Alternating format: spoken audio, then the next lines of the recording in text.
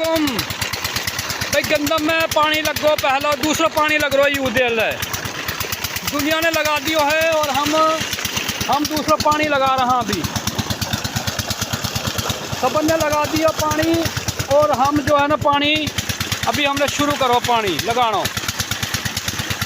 तो ये दूसरा पानी है, ज़रूरी है पानी लगाना चाहिए कणक में, क्योंकि कणक अब दाना भर रही है। तो जिन्हें जिन्हें पानी नहीं लाया वो टाइम नाल ला लो, तो जिन्हें ला लिया उन्हें बेहतर किया। ये बहुत ही टाइम का पानी है, क्योंकि बारिश नहीं हुई डीक डाक के बारिश नूं असी भी हुण पानी लाया। ये गल मैं करने पंजाबियों वास्ते ताकि उन्होंने समझ आ जाए।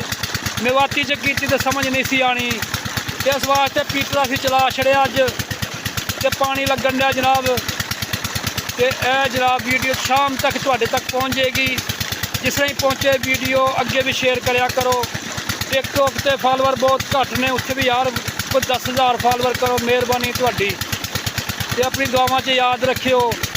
तो एक वीडियो मैं बनानी है यतनयाहू के बारे, वो मैं मंजी ठोकनी है। अगली वीडियो के बारे आएगी इंशाअल्लाह।